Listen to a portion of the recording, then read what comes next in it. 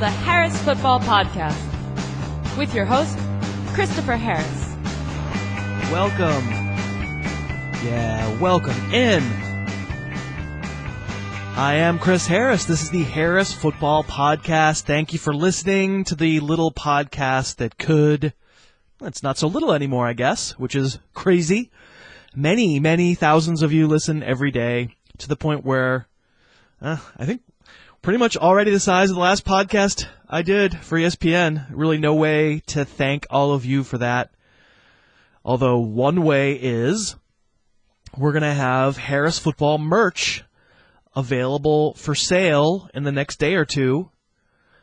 And before I say anything else about it, I want to thank Brian Wagers and Viola James for working so hard on the project. I also want to say that we've decided any profits that come from the sale of Harris Football merch will go to the ASPCA, so you can be sure that we're not getting rich off your purchases. Anyway, one cool thing is also that if you want to design some Harris Football merch, rock and roll, you can do it.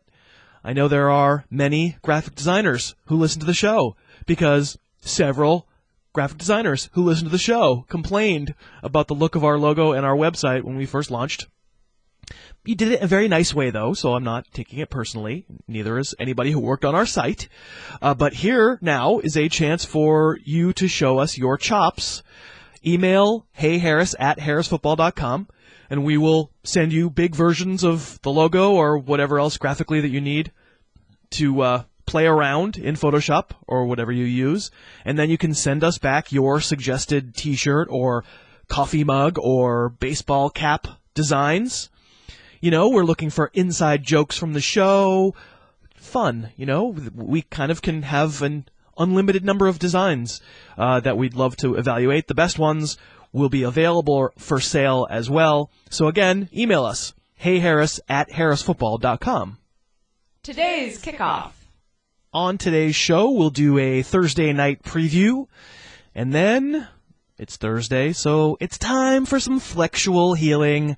I asked you on Twitter, @HarrisFootball, to give me your burning flex questions for the week, and I'll weigh in on some of the most asked about players. We'll have an indie music song from Antarctico Vespucci, which is awesome.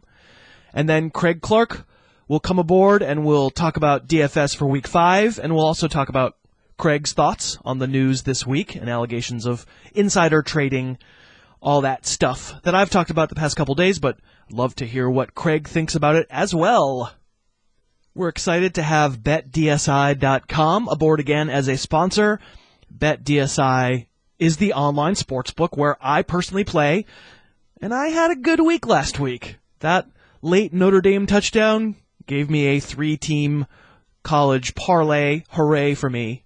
Now, I'm still hosting this podcast, so I wouldn't say I bet extreme amounts of money. In fact, that particular bet was $10. But the point for me is about the fun that BetDSI gives.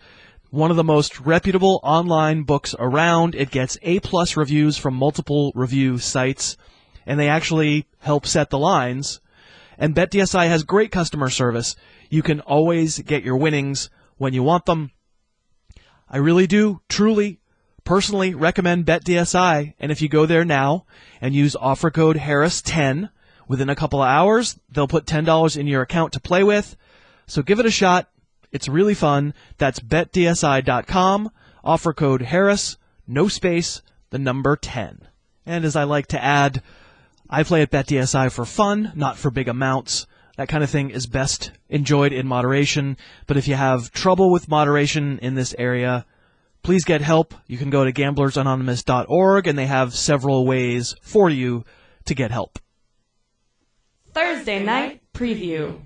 So practice in the NFL on Wednesdays has gotten so ridiculous, it's almost not worth worrying about who practiced, who was limited on a Wednesday.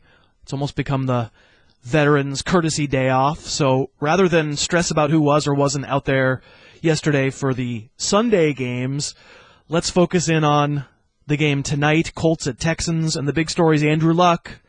Reports, as of this morning, have Luck out for this game. Obviously, that changes the tune for Colts weapons. Matt Hasselbeck it wasn't a total disaster in week 4, but he's limited, and he's got disaster in him. I can see it written all over him. That wasn't a bad performance against Jacksonville, but he could have a bad performance on Thursday night's game. The Indy game plan was relatively limited as a result of Hasselbeck being in there. I think Dante Moncrief deserves to be higher than T.Y. Hilton in all formats now as a more possession-oriented player. And Frank Gore, about whom some of you were kind of mad ranks-wise as of yesterday's show, he comes down out of my running back top 10. And the Texans' defense, which has been pretty awful so far, I think it deserves a slight bump up. And those changes are all currently reflected on harrisfootball.com.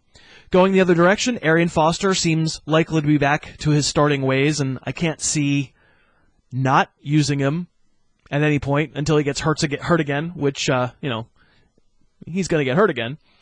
Sounds like Nate Washington and Cecil Shorts will both be out of this one, opening up a starting spot opposite DeAndre Hopkins.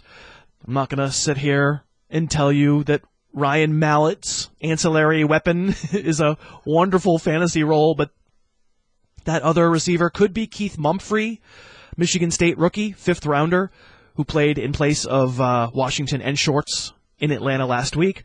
Could be Jalen Strong, more hyped Arizona State rookie, who could wind up being active and involved tonight. For the moment, not being in that coach's room, I'll believe that Mumphrey is the guy you'd want to speculate with because he was ahead of Strong on the depth chart last week, but that doesn't absolutely mean he stays ahead of Strong this week. We're sponsored today by DraftKings, and you'll hear Craig Clark and me talk a bit about our reactions to the DFS news that happened this week later in the show. I'm being really upfront with you here when I say I wasn't pleased to hear this news, both from a person who endorses DraftKings on a podcast and probably more importantly from a person who plays on their site and has for a couple years. But, done my reading, talked to folks at DraftKings. My decision is that I'll still be playing this week. I have no reason to suspect anything truly duplicitous is going on at DraftKings, and I love their product. I just have a blast playing it, and I think it's important not to lose sight of that fact. Maybe you are a little tired of the pervasiveness of their ads, and maybe you're looking at that whole DFS thing with suspicion, but if that's true, my guess is you haven't played, because frankly, these are the same kinds of things people were saying about commissioner-style fantasy 10 years ago, and then people started playing, and they realized there's nothing sinister about it at all, that anything done without moderation can be unhealthy, but playing within your limits for the fun of it is super cool and helps make Sundays all the more enjoyable. Anyway, DraftKings, I play, and it is really fun, and they're so sure that you'll like playing their product. They'll give you a contest for free. Go to DraftKings.com, use the promo code Harris for a free game. Like I said, I'll be playing. I'll be having fun. I suggest that you try it too. That's DraftKings.com, promo code Harris.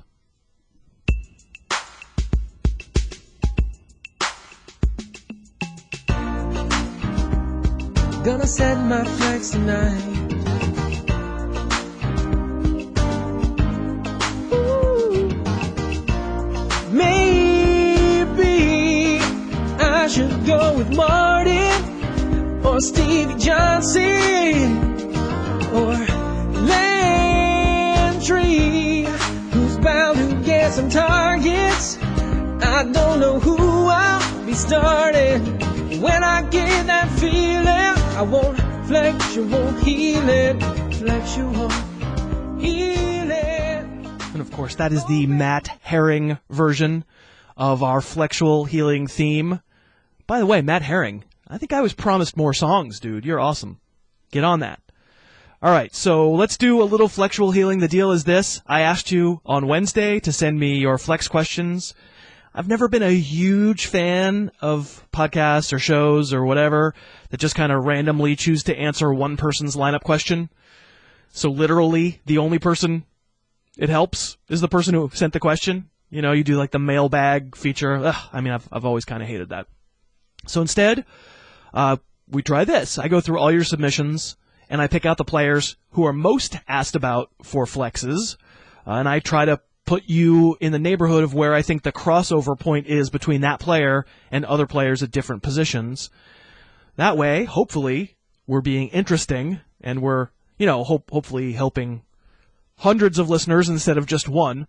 I was surprised. The most asked about player this week was, drum roll please, I don't actually have an effect for a drum roll. I realized as I was saying that, Antonio Gates.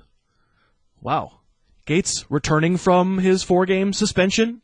We got a lot of folks who are itching to play him, regardless of whether they already have another tight end who's working well for them. So I can't list them all those Gates questions that I got, because there were double digits. There might have been more than 20. Here are some representative ones. Chris says, I'm looking to practice safe flex. I get it. But I don't know if the best partner is Antonio Gates or Michael Crabtree. John W. asks Antonio Gates or Stevie Johnson. Cat in a Cone says Antonio Gates or Boobie Dixon if Carlos can't go. I think I Cam, named after the variably named streaming video that I do, that I seem to call something different every time I do it, asks Antonio Gates and Matt Jones. Interesting group of names, and since we don't often flex tight ends, it's worth discussing what Gates might bring. Of course, he's 35 now, and it's been obvious that he's been slowing down for years. I wouldn't imagine that not playing in a game for a month has been awesome for his abilities, but as a result, probably not instantly going to make him a top 5 fantasy tight end, but he certainly has that kind of upside, and he's my number 7 on my tight end list. I'm concerned Ladarius Green might still be involved, but I also know that we've been saying that about Green for a couple years, and Gates has always come out on top to this point.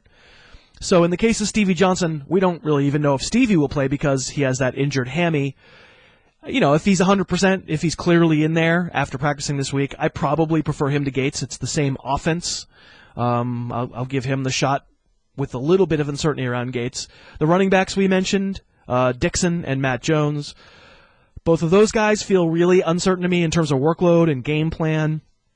No question, either one of them could fall forward into the end zone and make your week, but I might be tempted to play Gates over them. For me, Crabtree, I think that's the tough call. That's the gut truster. My gut, pretty quiet on the matter, to be honest. Maybe I go Crabtree, but I don't think that's a sure thing. By the way, I love that gut truster. That's now a thing. Next up, among the asked about players was Allen Robinson, who I guess soured a few folks last week as he was, pretty quiet. He had Vontae Davis on him, and Allen Hurns kind of blew up. Cesar says, future Hall of Famer Allen Robinson or Carlos Hyde? Cesar listens to the show. Robert Rousseau, LeGarrette Blount or Allen Robinson? Dave Ponek says Ronnie Hillman or Allen Robinson. And James Ritchie says Antonio Gates or Allen Robinson. Hey, we had to fit in another Gates question there at the end, right? So where is Robinson's crossover point? And by the way, why do I still not have a Here's to You, Mr. Robinson song? Where have you gone, C.J. Anderson? Come on, somebody get on that. I don't think the crossover point for Robinson is Gates. I think I use Robinson there. I'm still believing in Hyde, as I talked about in Wednesday's pod, so if it's me, I go Hyde, but I also acknowledge I seem to be in the minority there. Blount and Hillman, that's getting close to the gut truster area. I think my gut would be saying Robinson over those guys. Despite the fact that those running backs are inside my top 25, running back is just so ugly. I think I'll take Robinson's combination of upside and potential target floor. After his big bust out in Week 4, rookie Browns running back Duke Johnson, my number 1 waiver ad of the week, was much asked about, so I hope talking about him will help many of our listeners. A few of the Duke questions were Nicholas Balfour said Leonard Hankerson or Duke Johnson. Austin Elliott says Antonio Gates, Wes Snead, or I guess it's not Wes Snead, Willie Snead, or Duke Johnson. And Jeff says Golden Tate or Duke Johnson. And as you can see, we cannot escape Antonio Gates in just about any category. I filtered some of his questions into other spots.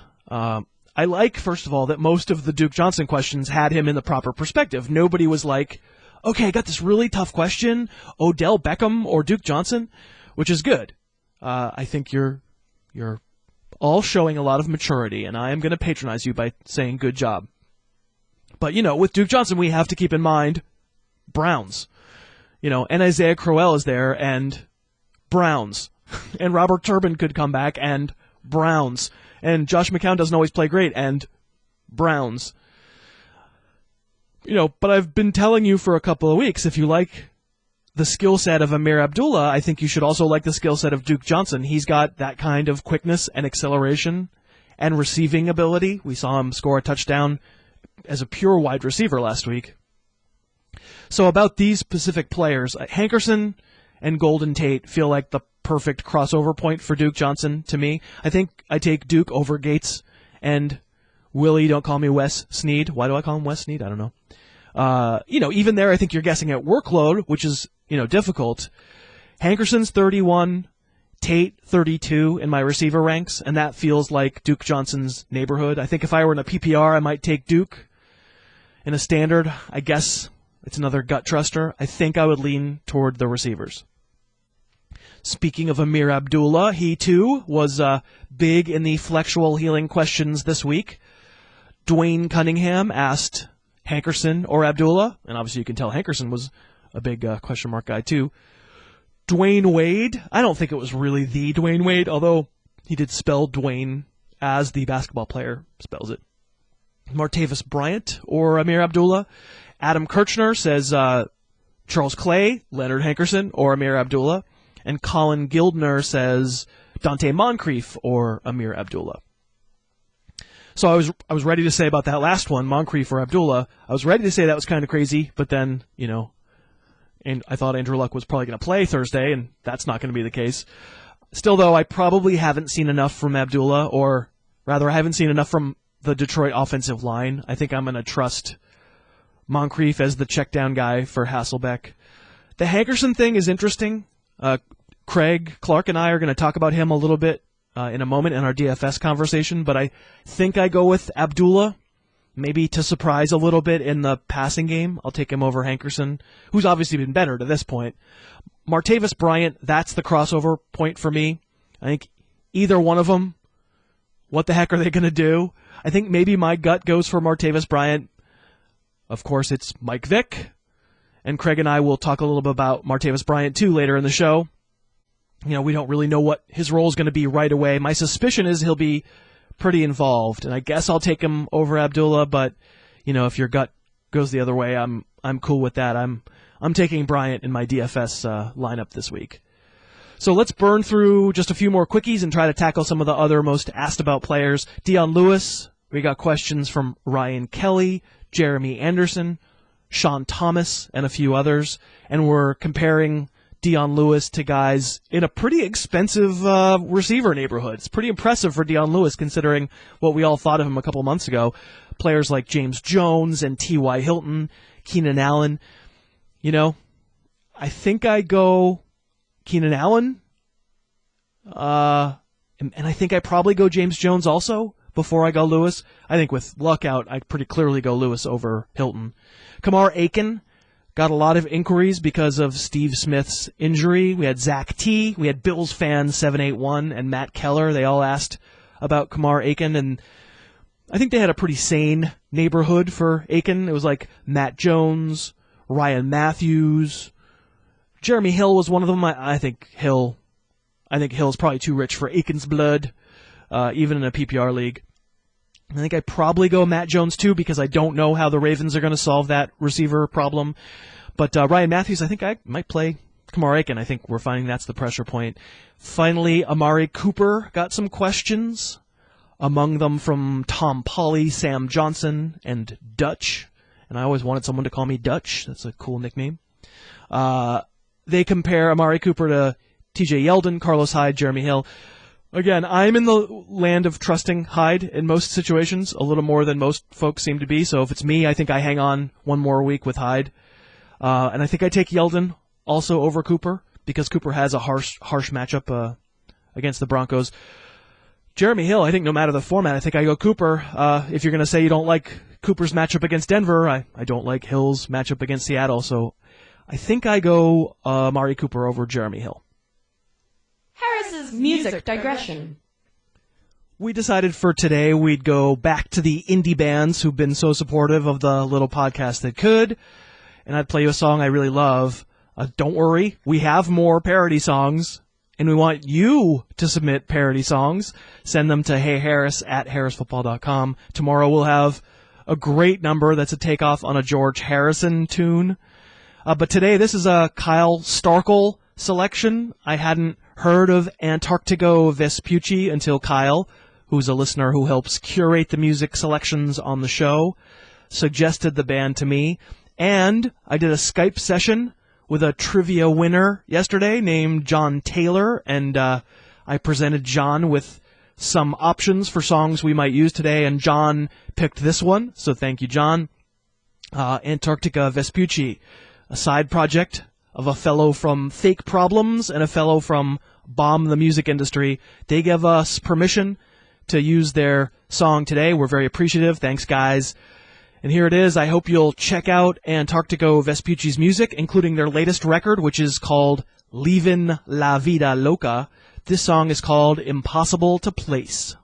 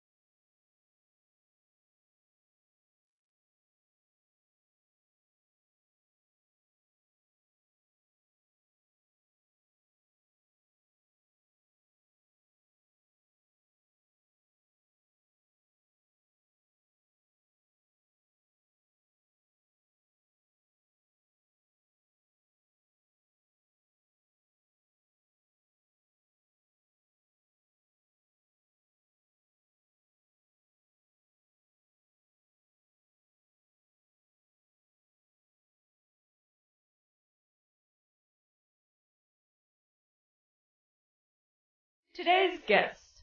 And today's guest is our daily fantasy sports expert, Patrick Craig Clark. You can follow him on Twitter at PC Clark. What is it? PC Clark 59. I remember. Yes, it is. Yeah. That's a dumb Twitter handle, dude. It's so dumb, it's memorable. Well, except for the part where I was introducing you on a super popular podcast and I couldn't remember it. But before we talk about DraftKings and what's going on with DFS and all that stuff, I think I need to make an appeal to the Harris Football Podcast listening community. I think we clearly need some sort of theme song or parody song or something devoted to Craig Clark, don't we? As long as it's really bad pop. So that's what I'm going to ask you. So, okay, we're putting out the feelers. We got a lot of talented people who listen to this show. Bless their hearts. Give me a couple of artists that you would feel would be appropriate tribute to you. Kesha, that would be a good one.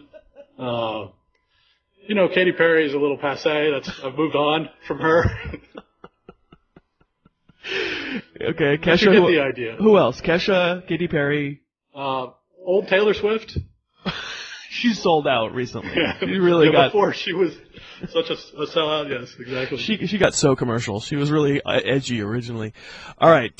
So before we actually talk about Week 5 in DFS, we thought it would be pretty stupid to bury our heads in the sand and not at least acknowledge what's going on in the DFS world. I've talked about it for the past couple of days on the podcast, and DraftKings continues to be a sponsor, and I continue to believe that the business is real and viable and for the most part fair, and that I hate this because it's a political thing, but in large ways it's kind of about optics. This is something that looks just terrible, and it suggests more sinister stuff. We sort of have this paranoid culture where because something not so nice looking occurs, we just kind of assume, and so do I. I'm the most cynical person you know.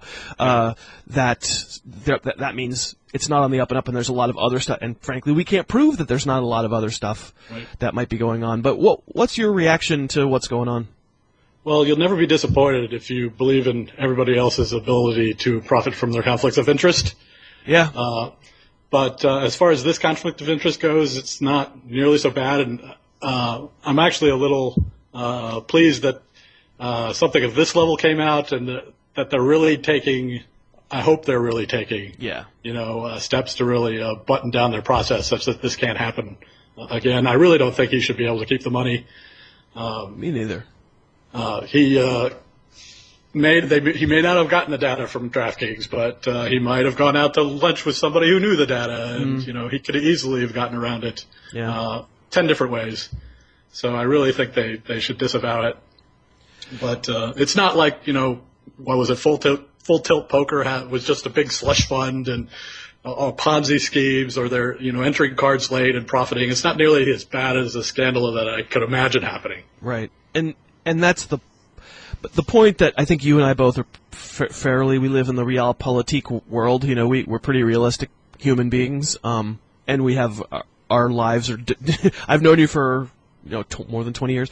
Yep. We are half our lives. Yeah, we are very apt to believe the worst. Mm-hmm. So I think what we both come down on, we've talked about this, we both come down in this particular case as, like, this one thing wasn't nearly as bad as it could have been, but it doesn't make us 100% convinced that other worse things aren't continuing to go on. Like, my ears are tuned to hear that other worse things are going on. I find myself in the position of knowing folks at DraftKings because I work with them for this show, and the people that I know there and talk to and interact with, they're not my best friends. I haven't known them 20 years. I am trusting them that this is it, that this is not the tip of the iceberg.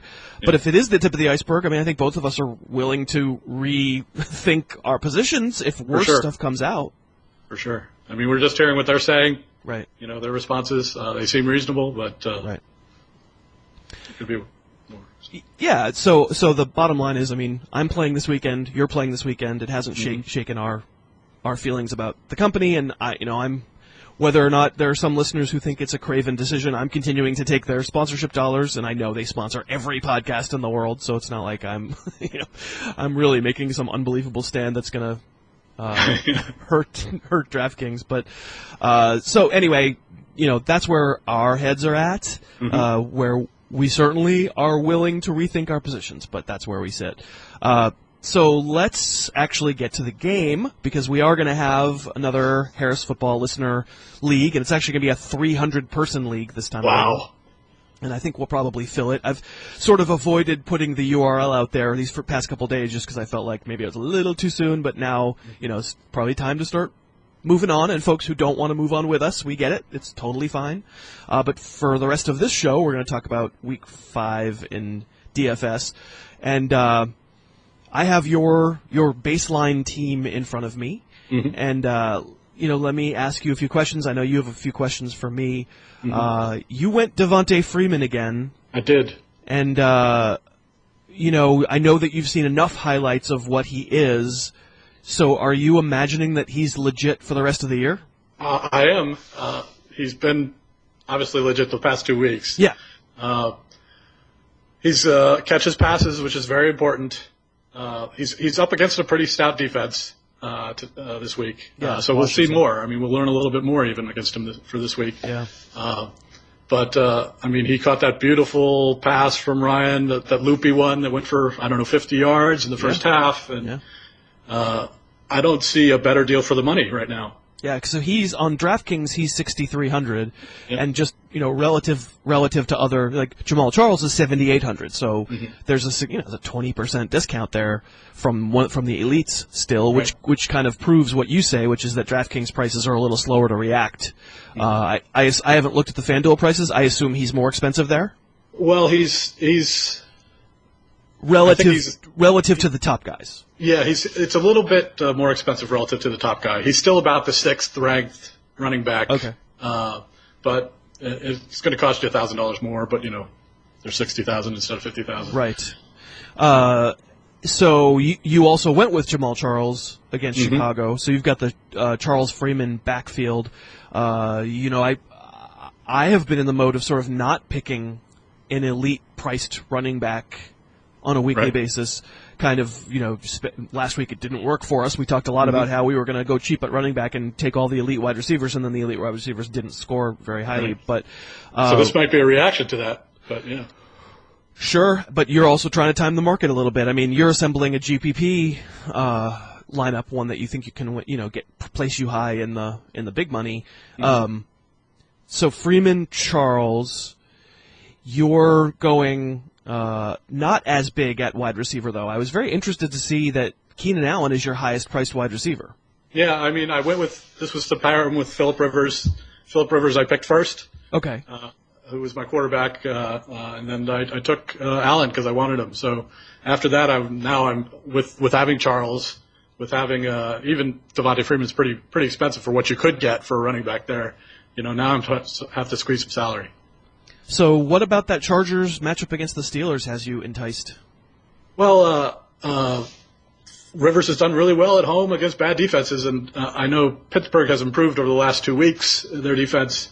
But their first 2 weeks, they were really bad against the quarterback, so I'm sort of playing that angle.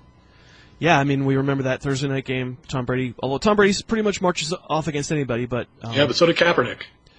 Right?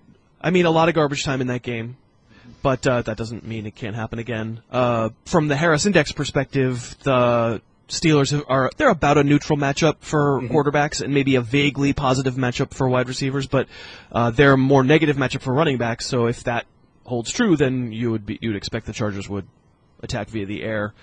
And I'm all over the Harris Index, by the way. I've been making decisions left and right based on it. Well, thank you. Yeah, it's nice to have it back, although I'm a little skeptical that 4 weeks of data is enough. By next week, I'm going to feel a little more comfortable with it.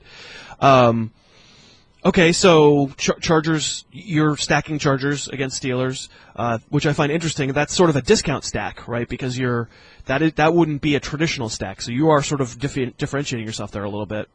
Maybe. I mean, I think people will take Rivers again because he's been the number one and number two. He's had 2 weeks where he's number one quarterback and number two quarterback. So I think people will take him. Okay. I want to skip down to I'm skipping a couple players, but I got to skip down to I don't know if you heard yesterday's show, the Owen Daniels. Owen Daniels, yeah. It's so funny. This is the total Harris Index play. Well, yeah, I'm the one who's ignoring the Harris Index because I don't really believe in it for tight ends. It's funny that I put it out there, right, and yet I don't look at it myself at all for tight ends because I just don't believe tight ends are all that matchup dependent.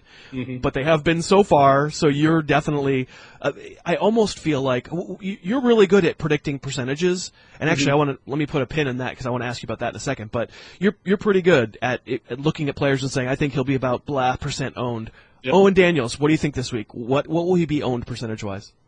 High teens, at least. And is that high for a tight end? It is high for a tight end, yeah. Okay. Because it's just one guy in one position, so you don't get the 30 or 40% that you get in the running backs and the wide receivers and the tight end. So then, for the uninitiated, if you didn't hear yesterday's podcast, Owen Daniels goes up against a Raiders defense that so far has been unbelievably generous to tight ends. Martellus Bennett lit him up last week, Gary Barnidge the week before. I think no team has played the Raiders so far this year and not had a tight end reach 80 yards receiving. It's been crazy, and so the thought is, even though Owen Daniels has 12 catches in 4 games, suddenly he's going to become magical. And I am dubious of this, but would you say that Daniels falls into the category of, because it's high teens or maybe 20%, that if you don't pick him, you're betting against him, or not so much because the ownership isn't that high? Not as much. The ownership isn't as high. Okay. It's sort of in between. Right. This is the pick I have the least faith in. It's $2,700. He's cheap, yeah. I had $3,000 left at this point, so I was not getting a good tight end no matter what. So I'm looking for ways to disavow him. Yeah. To not have him on this card. But I published it and I'll play this card. Yeah. But my other cards don't have him. So I put a pin in a question that I was going to ask you off the top and kind of forgot because I'm not that good at interviewing people. What is the logic and you don't work for DraftKings, you don't work for FanDuel, so I don't mean to put you on the spot, but it's something that a lot of Twitter folks have asked me, and I wonder if you have any insight. Is there any reason not to make the percent ownership for players public as the game, before the games close, basically have them sort of in real time? Oh, yeah, I think you shouldn't have them in real time because the people who go first are at a disadvantage. Okay, but wouldn't that be an incentive to just wait? Wait? Well, then, everybody waits. DraftKings would never do it because then everybody would wait. Right, and they wouldn't have as many entries. So basically, it's a business decision. It's not so much that we think the information would be manipulated by anybody. Right. It's more a bit just if you're going to have this business, you can't make that public because you just get fewer entries. I think you get fewer entries, but yeah, it would behoove you to go as late as possible. Right. To sign up. Right. Do you find that would you do better at these things if you knew the ownership percentages? I think it would influence my decisions for sure. Absolutely. Do you think you'd do better though? I don't know. I don't know if I'd do better. Yeah.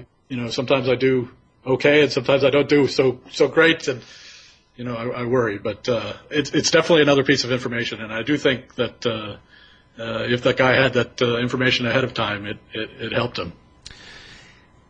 I have a hard time drawing the straight line because maybe I'm just not very good at this, but yeah. I don't know that it would help me that much. I think I would double cross myself even more if I knew the percentages beforehand, which isn't, again, I'm not excusing this incident at all. I think though if you had it, that you were used to having it and you got better and better at it, that it would improve your results. All right. And if you played more tickets and you were, playing, yeah, you're right. Okay. I get what you're saying. So just to run through, people can find Craig's post about DraftKings on the website, harrisfootball.com/DFS, and his whole initial ticket is listed there, but I might as well run through the rest of it here. We mentioned Rivers, Charles, Freeman, Keenan Allen as your most expensive receiver. You have Macklin and James Jones. Yeah. He's not hurt.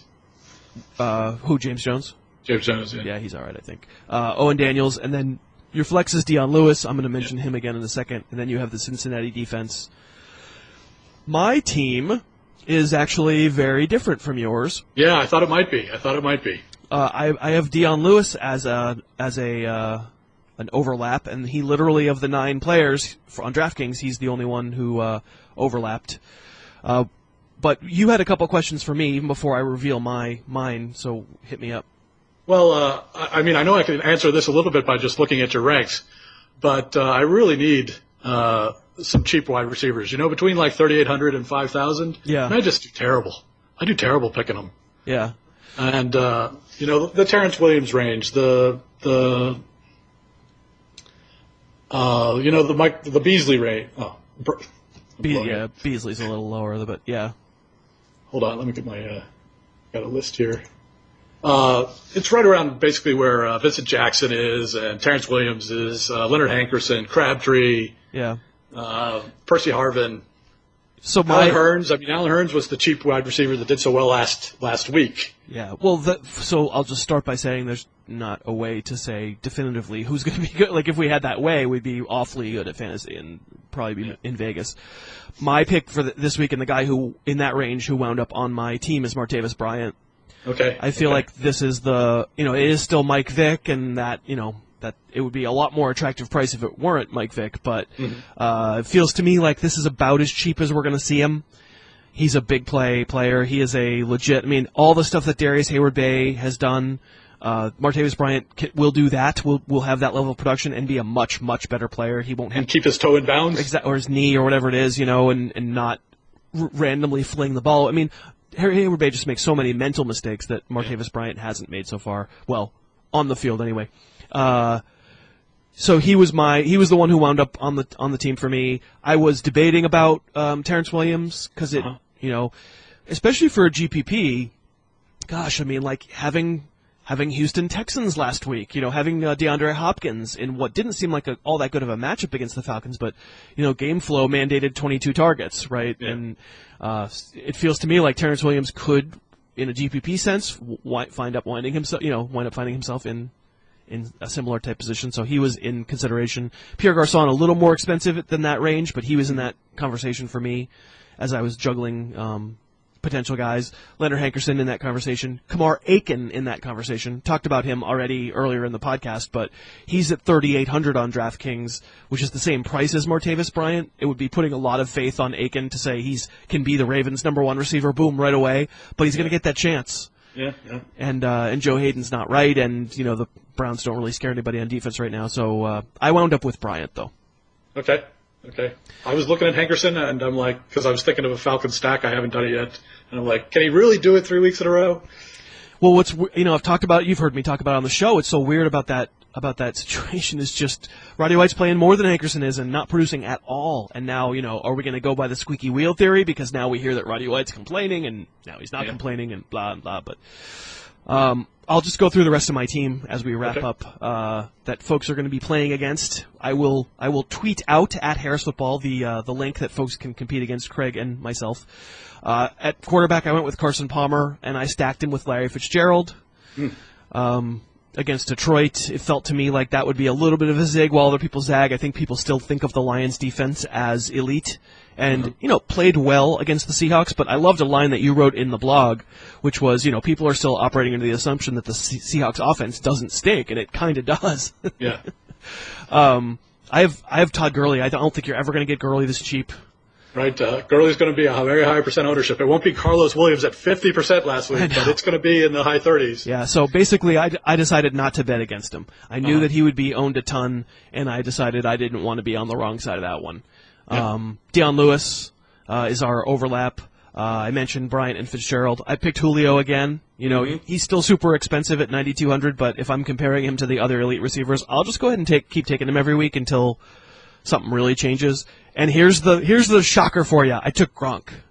Oh wow, that's nice. Yeah, so it's nice to have him. Yeah, 7,500. Obviously 50% more than any other tight end, but it feels to me like it's time to start considering him an automatic in these things, and especially since this is a group of 300. It feels like just give me those 25 points, and it's going to serve me pretty well. Yeah, Brady's my second choice for QB after Rivers, so I love having, obviously, everybody loves having that. So. And I almost got Edelman and Gronk, and it didn't quite work out expense-wise. I think this is the first week when Edelman's been playing when I won't have him on the team. And then I took Ameer Abdullah. Again, it felt like a zig when other people are zagging, as much as I've been down on that Detroit offensive line. What the Lions need to do is just stop running the ball and use Abdullah in the passing game as their running game. And at some point, it feels to me like they're going to figure that out. Hopefully it'll be this week for the sake of my team. And then I picked the Giants defense. That's going to be one also that's very, a little ziggy. Well, I think it's going to be very widely owned because it's the 49ers. Yeah. So I have a feeling that's going to be one that – what do the top defenses get in terms of percent ownership? 17, 16%, something like that. I have a feeling the Giants are going to be high in that list, but I believe that Colin Kaepernick is a generous man. Oh, he can't even throw the ball in bounds when he's not pressured. Right, and it's one thing 2 weeks ago against Arizona. All right, 2 pick sixes right away. The game's over. Like, you almost can't take lessons from it. But that Packer game was close all the way through. And there were so many chances. I mean, they were down 2 touchdowns in the red zone, ready to make a game out of it, and just again and again he makes mistakes. It's not good. Well, I think your ticket is interesting in that you picked the Lewis, Gronk, Lewis and Gronk. So you got some Packers, and then you got Patriots.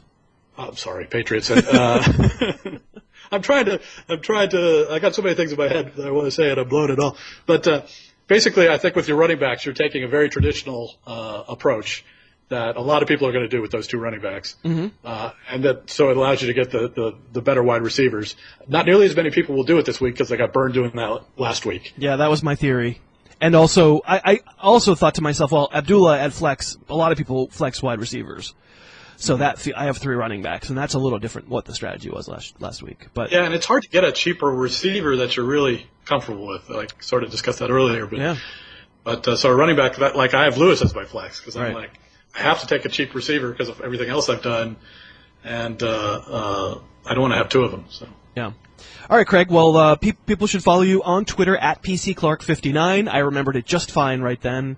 It's perfect. For all of you folks out there, Dry Erase Girl or anyone else who feels as though they can get a line on a Kesha song or a Katy Perry song, or remember, only early Taylor Swift, none of this late-coming Taylor Swift stuff, Craig would love to have a theme song, a DFS. It could be Scandal. It could be Craig doing something shady in the... Oh, man, the possibilities are really limitless, and I think we need one of these songs pretty quick. I'm scared.